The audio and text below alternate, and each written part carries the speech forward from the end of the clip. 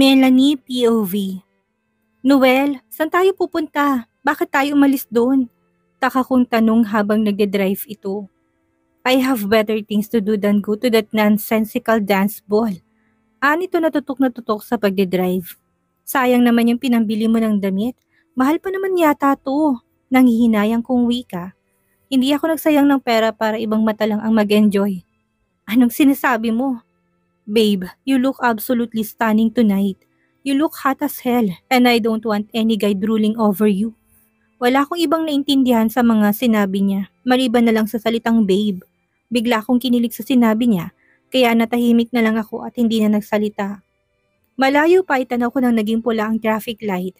Mabuti na lang at pareho kaming naka-seatbelt dahil muntik na kaming mapasubsob ng pumreno si Noel dahil sa bilis ng patakbo nito.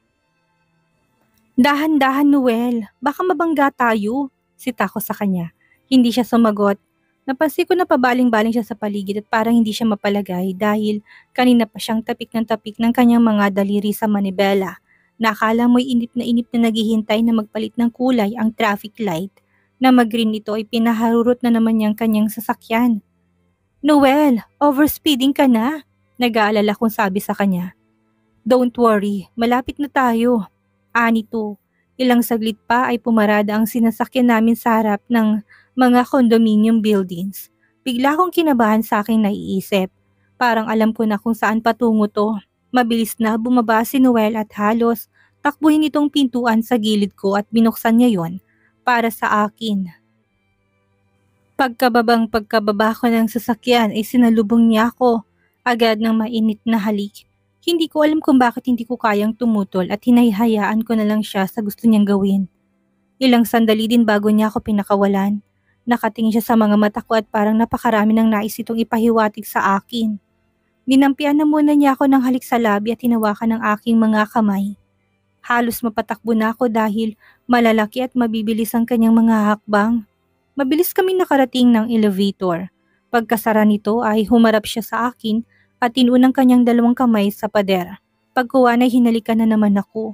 Muli ay tinanggap ko yun ng walang pagtutol. Nang marinig namin ang pagtunog ng elevator, ay saka palang ito humiwalay sa akin. Muli niyang hinawakan ang aking kamay at naglakad kami palabas. Nang makarating kami sa harapan ng isang unit at mabilis na nabuksan niya ni Noel. Pagkapasok namin sa loob, ay nakita ko sa kanyang mga mata na nag-aapoy ito sa pananabik. At bago pa man ako makakilos ay bigla na niya akong sinunggaban nang halik kasabay ng paghapit sa aking bewang. Naramdaman ko ang kanyang matipunong dibdib na dumikit sa aking katawan. Noel, daing ko na nakapagpangiti sa kanya. Dinala niya ako sa silid at inihiga ako sa kama. Pawisan siyang bumagsak sa aking katawan at nakasubsob sa gilid ng aking leeg. Dinig na dinig ko ang malakas na paghabol ng kanyang hininga.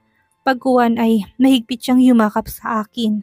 Nanatili kaming magkayakap habang pareho naming ninanamnam ang matinding kasiyahan. Nagising ako sa liwanag ng araw na tumatagos sa bintana. Sobrang inaantok pa ako at nais kong pang matulog, lalo na't napaka-komportable ng kamang hinihigaan ko ngayon. Kinapa ko pa ang aking gilid ngunit bakante ito at mag-isa na lang ako sa kama. Umupo ako mula sa pagkakahiga. Nakaramdam ako ng konting kirot mula sa pagitan ng aking hita. Napansin kong dugo sa kobre kama, patunay na nawala ng aking pinakaingatang pagkababae. Napakabilis kong ipinagkaloob kay Noel ang aking sarili, ngunit wala akong nakakapang anumang pagsisisi. Ginusto ko ang nangyari sa amin ni Noel kagabi. Ilang beses niya akong inangkin at ilang beses ko rin yung ipinagkaloob sa kanya ng buong puso. Tumayo ako upang hanapin si Noel. Kinuha ko ang kumot upang ipantakip sa aking katawan. Inikot ko ang aking mga mata sa paligid. Marahil ay itong tinitirhan ni Noel dahil parang isang bachelor pad ang lugar na ito. Halatang lalaki ang nakatira dahil na rin sa mga kagamitan. Umikot-ikot ako sa paligid ngunit hindi ko siya makita. Bumalik ako sa silid at hinanap ang aking damit. Wala nga pala akong pamalit. Bukod sa suot ko kagabi, nakita ko nakaayos na ito ng tupi na nakapatong sa may upuan. Nandun na rin ang aking purse. Nasa loob ng purse ko ang aking cellphone. Palagi akong may dalang sanitary napkin at toothbrush dahil na rin sa aking trabaho. Hinanap kong panting suot ko kagabi ngunit hindi ko to makita. Saan kaya yun naitalsik ni Noel? Binalik kong kumot sa kama at nagtuloy ako sa banyo. Kabisado ko na kung nasaan ang banyo dahil ilang beses ko itong ginamit kagabi. Sa tuwing inaangkin ako ni Noel ay nililinis ko kaagad ang aking sarili pagkatapos. Nag-toothbrush na muna ako bago ko muling sinimulang mag-shower. Ginamit ko ang tuwalya ni Noel na nakasabit sa loob ng banyo at tinapis yun sa aking katawan. Ngayon ay hindi ko alam kung anong isusuot. Manghihiram na lang muna ako ng damit sa kanya kahit malaki to. Paglabas ko ng kwarto ay nadatnan ko si Noel na kapapasok lang din. May bitbit itong paper bag na makita niya ako'y pinasadahan niya ng tingin ng aking kabuuan at pilyong ngumiti sa akin. Ibinaba nitong hawak na bag at lumapit sa akin. "Good morning, babe."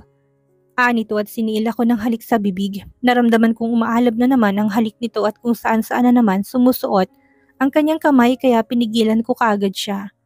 "Masakit na," pigil ko sa kanya. Natatawa siyang kumala sa akin. "Friendzone ulit? Biro nito." Tumalikod dito at kinuha ang paper bag. Bigla ko may naalala.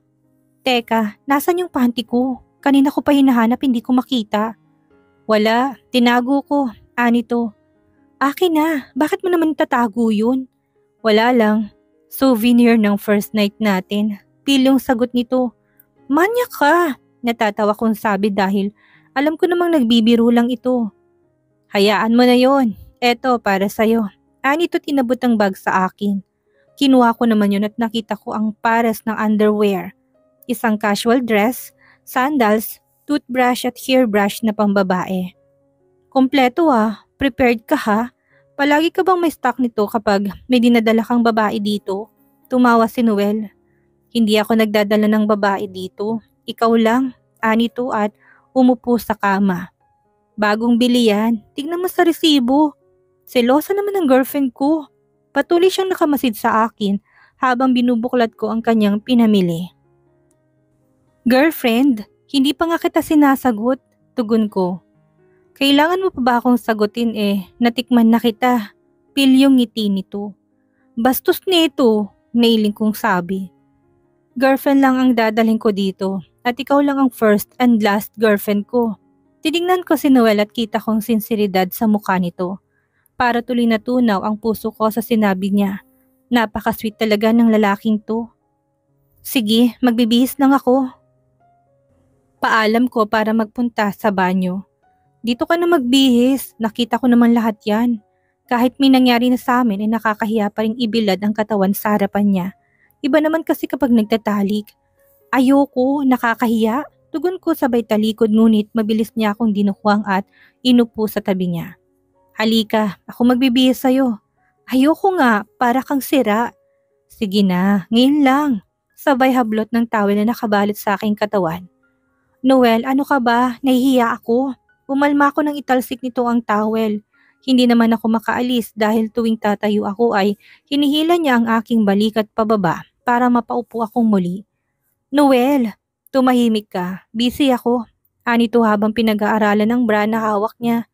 Natatawa ako dahil ang cute niyang tingnan habang pilit na inuunawa ang pagkakayari ng bra na waring hindi naman niya maintindihan dahil kanina pa niya ito pinapaikot-ikot. "O isuot mo, akin ang braso mo." Nito. "Baligtad," natatawa kong sabi. Pinaligtad niya ang bra at sinuot ng strap sa aking dalawang braso. Tumalikod ako para hayaan siyang ikawit ang hook ng bra. Inabot na yata ng 5 minutes bago niya yun naipasok dahil parang hirap na hirap itong pagtugmain yon. "Sakto paano mo nalaman ang size ko?" "Hindi ko alam, basta nung tinanong ako ng sales lady, sabi ko ganito kalaki." At pinakita niya sa akin ang kanyang kamay na parang may dinadakma. Napatawa ako sa ginawa niya habang nagkukwento. "Hindi ka man lang nahiya?" Usal ko. "Bakit naman ako mahihiya? Hindi lahat ng lalaki may girlfriend na malusog ang boobs." Napapikit at napailing na lang ako sa sinabi niya. Isinuksok niya ang kamay sa paper bag. "Akin na yung panty mo." Baliwala nitong sabi. Mabilis kong nilayo ang bag sa kanya. "Wag, ano ka ba? Pati ba naman yan?" Nagpoprotesta kong sabi. Ang lakas talaga ng trip nitong lalaking ito. "Ako ang bumili niyan, kaya ako may karapatan. Kung ayaw mo, umuwi ka ng hubo." Nito habang nakipagagawan sa panty na binili niya. Tumawa ako ng tumawa dahil sa sinabi nito kaya nabitawan ko ang bag. Naagaw niya ito sa akin at mabilis na nakuha ang panty sa loob. Aagawin ko pa sana yon sa kanya ngunit itinaas niya ang kanyang kamay upang hindi ko maabot. Nababalo ka na talaga, Noel. Tayo ka, bilis. Utos nito sa akin. Hindi ako kumilos dahil parang ang awkward naman na tatayo ako sa harapan niya na walang saplot sa ibaba.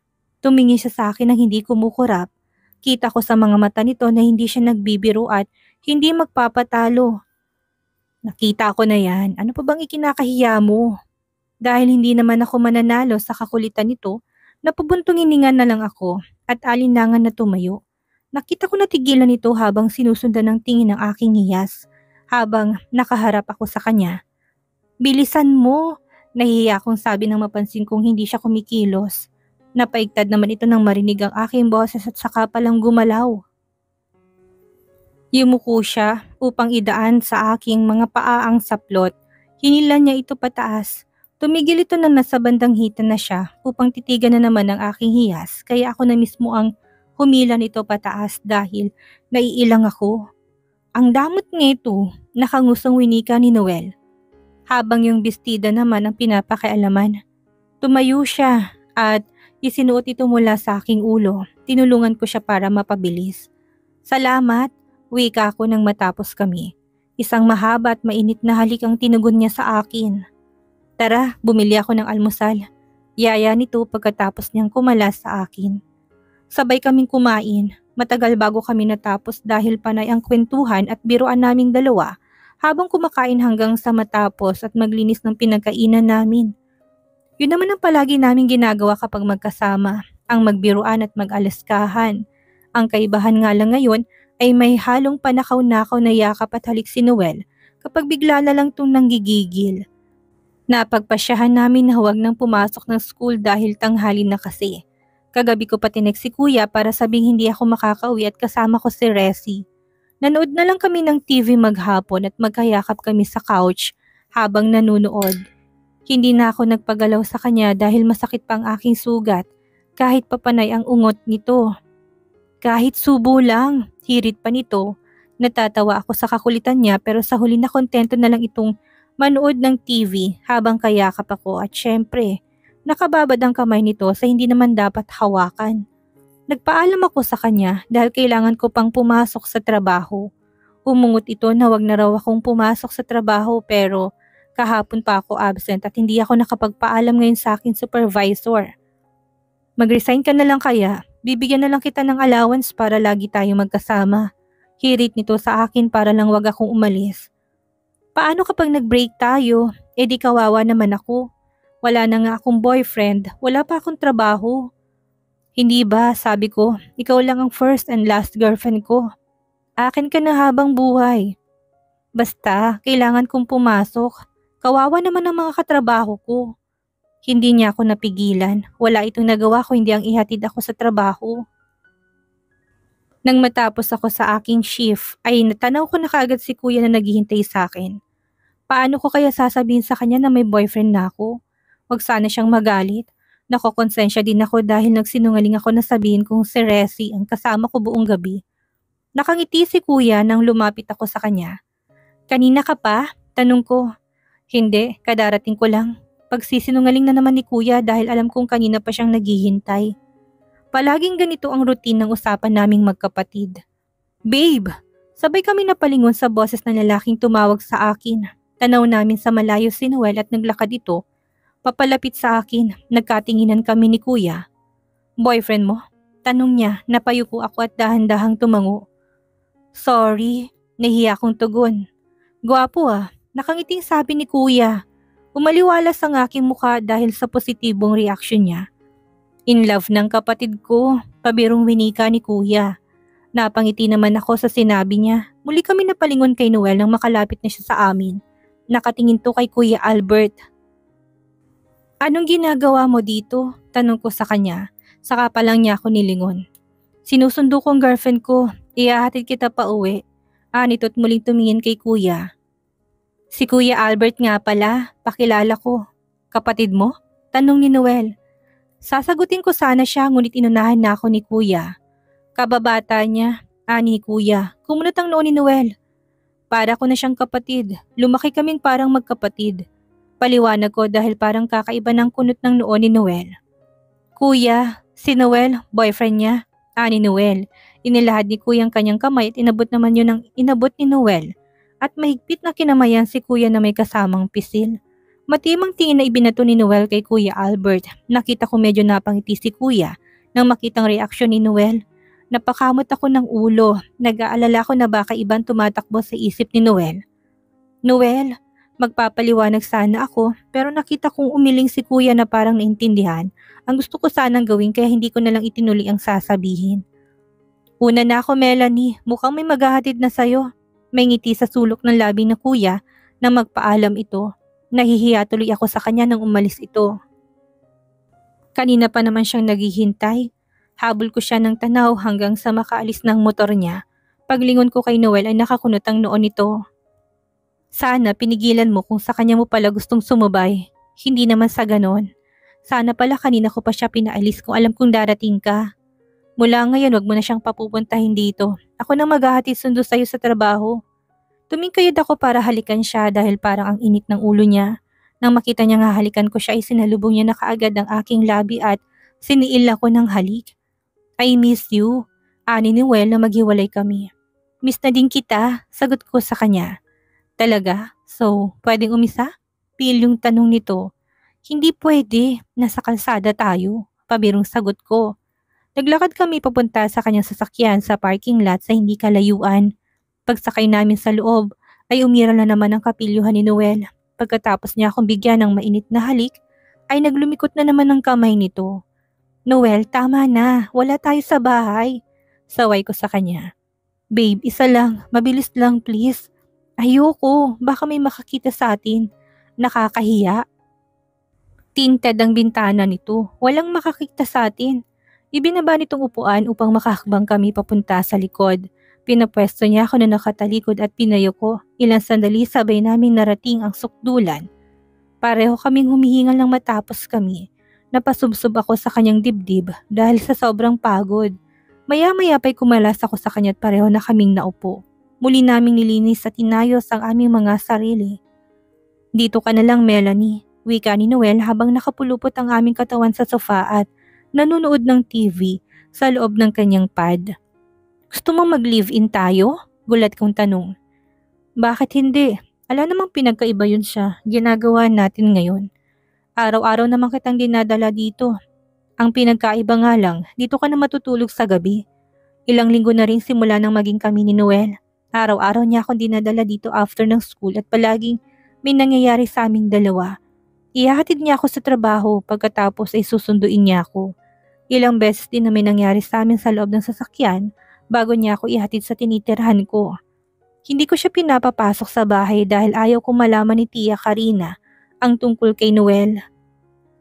Parang mag-asawa na yun ha. Doon din naman ang punta natin, anito. Ewan ko Noel, alinlangan kong sagot. Siniil niya ako ng halik sa labi. Sige na please, para naman hindi tayo nabibitin palagi. Bulong nito sa aking tenga, napailing ako sa sinabi nito. Natatawa ako sa tuwing may isip ko na yung inakala ko dati na virgin ay napakahilig pala. Hindi ako nagrereklamo dahil natuto na rin akong sumabay sa kanya. Lahat na yata ng posisyon na gawa namin. Kagaya nga na sinabi niya kanina, wala na rin kami pinagkaiba. Sa totoong mag-asawa, kulang na lang ay magsama kami sa isang bubong o kaya ay magpakasal. Pag-iisipan ko, bakit ba parang ang hirap tanggihan ng lalaking to? Sobrang lambing naman kasi ni Noel. Simula nang maging kami ay napaka-sweet nito sa akin. Never kaming nag-away dahil magkasundo kami sa lahat ng bagay. Promise yan ha? Malambing nitong sabi. Kapag nagiging clingy na ito kagaya ngayon ay alam ko na kung saan ito patungo. Ngayon nga ay wala siyang sabi-sabi na hinubad ng aking t-shirt at unti-unti niya na akong hinuhubaran. Binuhat niya ako at ninala sa kanyang kama at doon namin itinuloy ang aming pagniniig. Nagpaalam na muna ako sa isa kong katrabaho nang marinig kong tumatawag si kuya. 5:30 pa lang ay tumatawag na ito kaya kaagad ko yung sinagot. Alam kong importante ang tawag nito dahil hindi nito ugaling tumawag kapag nasa trabaho ako at kadalasan ay puro text lang. Hello kuya, bakit ka napatawag? Umalis ka na kaagad dyan sa trabaho mo. Baka maabutan ka ni Chang. Rinig ko na habol ang hininga ni kuya. Bigla akong kinabahan dahil sa sinabi niya. Bakit? Anong problema? Basta umalis ka na dyan. Magkita tayo sa may park. Malapit dyan. Kuya, kadarating ko lang sa trabaho. Umalis ka na dyan. Kahit masisante ka, umalis ka na dyan. Narinig kong sumisigaw si kuya sa kabilang linya. Okay. Sagot ko at mabilis kong sinunod ang utos niya. Nagmamadali akong lumabas ng coffee shop at nagtungo sa park at hinintay si kuya. After 10 minutes ay nakita ko siyang bumaba mula sa driver's seat ng isang lumang kotse. Nagmamadali itong bumaba. Tumakbo naman ako palapit sa kanya. Nang makita niya ako'y mabilis niya akong pinasakay sa loob ng sasakyan. Takang-taka ako sa ikinikilos ni Kuya Albert. Ano bang nangyari kuya? Naguguluhan kong tanong. Ibinenta ka ni Tia Karina kay Mr. Chua. Natalo si Chang ng malaking halaga dahil sa sugal. Sinisingil na siya ngayon ni Mr. Chua at ikaw ang ibinigay niyang kabayaran. Ipapakasal ka daw niya sa matandang yun. Kilala ko si Mr. Chua. 2 beses na itong nagpunta dati sa bahay at nagdala ng bulaklak para sa akin. Hindi naman ako papayag sa gusto nilang mangyari Anong magagawa mo? Mayaman niyang si Mr. Chua. Nang umalis ako sa bahay, pinag-uusapan na nila ni Chang ang tungkol sa kasal niyo. Nandun na rin ang mga tauhan niya. Nagkunwari lang ako na may bibilhin. Itong sasakyan, hiniram ko lang sa katrabaho ko para magamit natin para sa pagtakas. Nasa likod ng mga maleta natin. Habol ang hininga nito habang nagkukwento. Kuya, hindi ko maiiwan si Noel. Baka hanapin niya ako. Kawawa naman siya. Umiiyak kong sabi. Napabuntong hininga si kuya. Kay Noel na lang ako pupunta. Siguradong itatago niya ako. Matagal na niyang gusto na magsama kami. Melanie, usal ni Kuya Albert na parang nahihirapan din para sa akin. Hindi ko mapigilang mapahagulhol dahil inaalala ko si Noel. Malulungkot ito kapag umalis ako. Kuya, hindi ko kayang iwan si Noel. Humugot ng malalim na buntong hininga si Kuya Albert bago nagsalita. Sige, ihahatid kita doon. Bukas aalis ako. Hihintayin ko hanggang bukas ang desisyon mo kung sasama ka sa akin o mananatili ka sa boyfriend mo. Nakahinga ako ng maluwag sa sinabi ni kuya. Napaiyak ako sa tuwa. Salamat kuya. Walang inaksayang oras si Kuya Albert at dinala niya ako sa address ni Noel. Pagdating namin doon ay tinulungan niya akong ibaba ang aking maleta. Tandaan mo, tawagan mo agad ako kapag nakapagdesisyon ka na. Seryosong bilin nito.